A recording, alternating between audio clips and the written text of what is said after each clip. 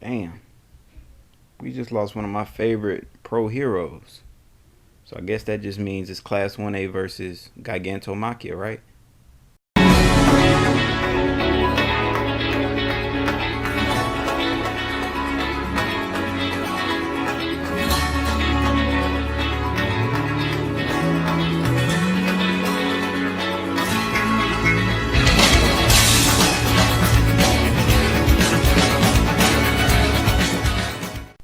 What's good, fam? I'm good. Y'all good? That's good. Alright, today I will be reviewing chapter 278 of My Hero Academia. And man, last week we didn't get a chapter. The week before that, we was left on a cliffhanger with Mount Lady holding Gigantomachia. You know, she was holding him off from getting to Shigaraki. But I'm not gonna talk about that too much. You know, if you're anime only, this is a spoiler video, so if you just happen to click on this is your time to click off. But yeah, let's get into this chapter. Alright. So we see Kaminari and a few of class 1B students arriving back at, you know, the meeting point or whatever, wherever they're at right now. And we see Jiro panic, and that's because she can hear Gigantomachia headed straight for them. And at this point, we see a few of the pro heroes, you know, they head towards the battlefield telling the quote unquote interns to stay back. And, you know, I'm just like, come on now, like, can we just stop calling them interns? Because if y'all gonna treat them like interns, y'all shouldn't have brought them at all. You know what I'm saying? So put some respect on class 1A and 1B. That's all I'm gonna say. Especially since these some no names hero, you know, pro heroes. Like, stop acting like y'all finna survive. But anyways, we get to the next panel when we see Mount Lady still holding Gigantomachia back, and you know she been holding on for a good minute, so I gotta give her props. But we see the League of Villains on Gigantomachia's back, and they're realizing that Shigaraki must have woken up, even though it's too early, because otherwise Gigantomachia would have never moved. Because as y'all know, he only moves on Shigaraki's call. But we then see some heroes closing in on him, trying to support Mount Lady. But before they could get to him, the boy Gaten pulls up, you know, with his ice being very disrespectful. But my guy Cementops was not having it, because he just like summoned this huge wall of cement to like basically defend all the heroes from, you know, getting messed up by Gaten's attack. And like, just Cementops' face in this panel is just like, this man is pissed. Like, he's done, you know what I'm saying? I ain't never seen Cementops really even talk. So to see him like how he is in this panel is just crazy. But we also see Edshot fighting Redestro, which is a pretty cool fight, because, you know, it's always nice to see the pro heroes in action. So I hope they kind of like, you know, flesh out a little more of, you know, the fight between Redestro and Edshot. I know they're not really doing much, but that's a nice matchup in my opinion. That's a matchup you probably would never think of. Like, yeah.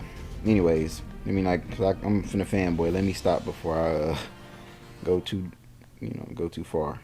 But anyways, so Edshot fighting Redestro, and then we see Kamui Woods with Midnight on his back, and she's telling him to get closer to Gigantomachia.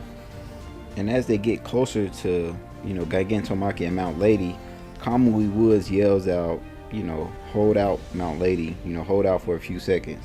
And as soon as he say that, Gigantomachia fling Mount Lady on her neck, and it's just like, damn, like he just flings her like she was a non-factor. Like the whole time he didn't notice her, like he just flung her out the way like she was nothing. And you know, Kamui Woods and Mount Lady are close. You know, I heard that they dating, that's what they say. But Midnight considers that the operation at Jaku Hospital failed, and she knows that Gigantomachia can't be stopped by force. So she bites off like pieces of her clothing, and she said, take me to that guy's face right now. You know what I'm saying? I'm like, okay, Midnight finna go crazy. But we turn the next page and we see the boy Dobby shoot his flame straight at Kamui Woods and Midnight. And right before they could hit Midnight, Kamui Woods sacrificed his own body to push Midnight out the flames towards Gigantomachia's face. And first off, that's some true heroism, because this man is made out of wood. The right thing to do, even though it was point blank range, would to be to get the hell up out of there. But he took that extra push to get Midnight close to Gigantomachia's face. And right before she gets closest, my bad, not closest, closer, Mr. Compress, throws his balls at her. Okay, let me try to reword that. He uses his quirk, which he was holding like some rocks or stones or something, and like smack straight into Midnight. And she looking beat the hell up. Like, she just on the ground, just knocked out. Like, and she realizes that Gigantomachia cannot be stopped head on.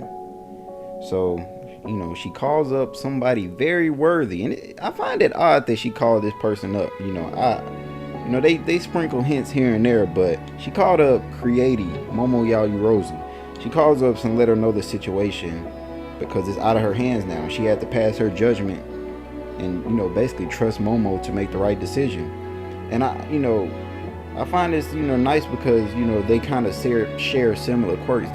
Both of them need more skin exposure for their quirks to be strong, so it's only natural that they would form a bond, a student-teacher bond. So I think that was a nice touch. So after she gave Yaoyorozu the briefing, you see some liberation soldiers running up on Midnight, and like I said in my title, y'all, a pro hero had to die, and that pro hero was Midnight. I love Midnight, you know what I'm saying? Like, I really do. I think she's a great character.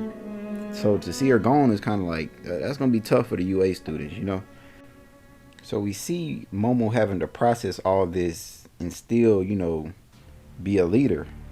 So, she's deciding on whether she should run away or stand tall. And, I didn't doubt one bit that Momo was going to stand tall, because she yells out earphone jack, and she tells Tentacle to both scope out and measure the distance of how far Gigantomachia is. She told the Mudman guy to lend his power too, which is the student from 1B that he turns solid things soft. It just tells everyone else to hurry up and get ready, because he's not that far. And literally, he's not that far, because Jiro, she hears him and she measures the distance, and she said it won't even take 10 seconds for him to get there, which is crazy. Man is running hella fast. But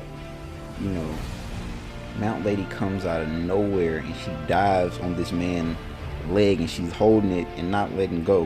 And we also see Kamui Woods, grab on to, wrap his branches around Gigantomachia's leg and Mount Lady's arms, so that she won't be able to fall off, while he's running. And it was nice here, because we see that Mount Lady still got her sense of humor, just like how she had it back when she told the stupid kids to go home when she protected them from All for One. And but this time she says, this is the first time since middle school that I've been this damn clingy to a boy. And I just thought that was crazy, because literally you could die in a matter of seconds, and you talking about that. So it's nice that she's remaining positive through all this, and she is buying them time, so that's good. And then next we see Momo. She's like creating something, look like some type of jars. I don't know what's in them, but she got jars, so I assuming she's taking Midnight's advice, and she's gonna try to put him to sleep, which would be crazy. I don't know, do y'all think that she'll be able to put Gigantomachia in the league to sleep, and they will kind of subdue them, which will lead them going to Tartarus, which will lead a prison break arc? I'm just saying, but anyways, the chapter ends off with Momo saying she's going to fight, and she was like, as for you guys, and before she could even finish, Kaminari told her to say less. When we put on these costumes, we're heroes, and they all stand tall. And I just thought that was a great way to end the chapter, so I give this chapter a 9 out of 10. I think it was great. Let's see, do y'all think class 1A would be class 1A and B, let me give them they shine. Do y'all think class 1A and 1B will be able to stop Gigantomachia, or do you think he's gonna blitz straight through them? I personally think like I said, I think you know, the war arc is not meant for Shigaraki and them to take over Japan right this second, and I don't think Deku and everybody will have to flee right this second. So with that being said, I think that they will manage to at least seduce some of the league. I do think some members are going to get away, like maybe like Dabi, you know, Toga. Like a few people will get away, you know, because they gotta start up the prison break. But you know, other than that, like I said, I think this is a great chapter. I can't wait to see what's going to unfold next week. Also, ooh, I almost forgot. Do y'all think anybody's going to die? Because honestly, I'm telling you, you know, honestly, you know, I've been thinking, you know, a Class 1A member is going to die. And this only further makes me think that a Class 1A student is going to die, you know, after reading this chapter. Especially since Momo is leading a class right now. So basically, what she's like, basically everybody's life is in her hands. Like, she's telling everybody what they need to do.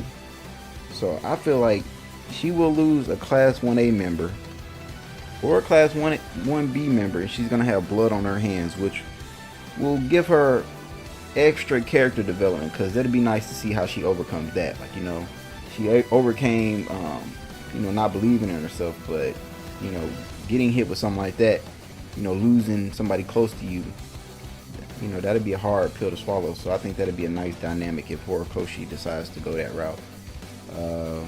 Yeah, that's the chapter. Remember to like, comment, and subscribe. You know, leave your comments about, you know, theories for the next chapter, how you felt about this chapter. You know, comment anything. Comment your favorite color if you want. But like I said, it's your boy, Big Bro, Justo Todoroki, and I'm out, guys.